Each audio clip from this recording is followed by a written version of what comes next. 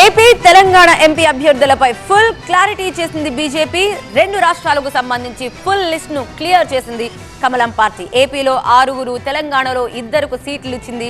So నరసాపురంలో Raghuramakrishnaraju, ఖమ్మంలో Jalagam వెంకట్రావుకు no chance అని చెప్పేసింది. అభ్యర్థుల ప్రకటన పూర్తవడంతో ఇక ప్రచారంపై ఫోకస్ పెట్టాలని నేతల్ని పార్టీ అధిష్టానం ఆదేశించింది. తెలుగు రాష్ట్రాల్లో బీజేపీ తరఫున పార్లమెంట్ ఎన్నికల్లో పోటీ చేయబోయే అభ్యర్థులపై క్లారిటీ వచ్చేసింది. లోక్సభ ఎన్నికలకు సంబంధించి 111 మందితో 5వ జాబితాను ప్రకటించిన కమలనాథులు ఏపీ, తెలంగాణలోని అభ్యర్థుల్ని ఖరారు చేశారు. ఏపీలో బీజేపీ తరఫున పార్లమెంట్ ఎన్నికల బరిలో ఉండబోయే అభ్యర్థుల పేర్లను ఆ పార్టీ నాయకత్వం ప్రకటించింది. లోక్సభ ఎన్నికలకు సంబంధించి 111 మందితో 5వ జాబితాను విడుదల చేసిన బీజేపీ జాతీయ నాయకత్వం ఏపీ నుంచి 6, తెలంగాణ నుంచి 2 లోక్సభ సీట్లకు అభ్యర్థులను ప్రకటించింది.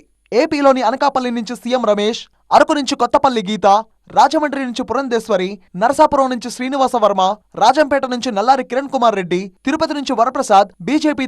ఇక ఏపీలో బీజేపీ తరఫున లోక్సభ సీట్లు ఆశించిన సత్యకుమార్, జీవీఎల్ నరసింహరావు, విష్ణువర్ధన్ రెడ్డి, సోము వీర్రాజు వంటి వారికి నిరాశ ఎదురైంది.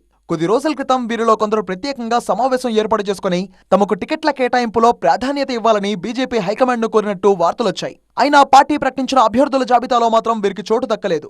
ఇక కూటమి తరఫున ఏదో ఒక పార్టీ నుంచి నరసాపురం బరిలో ఉంటానని చెప్తూ వచ్చిన వైసీపీ రెబల్ ఎంపీ రఘురామకృష్ణరాజుకు బీజేపీ పెద్ద షాకే ఇచ్చింది. నరసాపురం నుంచి బీజేపీ తరఫున శ్రీనివాస వర్మ పేరును ఖరారు చేయడంతో రఘురామకృష్ణరాజుకు భంగపాటు తప్పలేదు.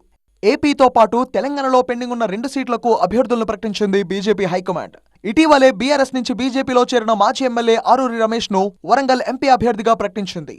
ఇక ఖమ్మం నుంచి తాండ్ర వినోద్రావు పేరును ఫైనల్ చేసింది. ఇక్కడి నుంచి మాజీ ఎమ్మెల్యే జలగం వెంకట్రావుకు ఛాన్స్ ఉంటుందనే ప్రచారం జరిగినా చివరకు తాండ్ర వినోద్రావుకు అవకాశం కల్పించింది. ఏపీలో పొత్తుల్లో భాగంగా తమకు కేటాయించిన 6 స్థానాలకు అభ్యర్థులను ప్రకటించిన బీజేపీ తెలంగాణలో మొత్తం 17 స్థానాలకు అభ్యర్థులను ఫైనల్ చేసింది. తెలుగు రాష్ట్రాల్లో బీజేపీ తరఫున నిలవబోయే పార్లమెంట్ అభ్యర్థులు ఖరారు కావడంతో ఇక ఆ పార్టీ ఎన్నికల ప్రచారంపై ఫోకస్ పెట్టింది.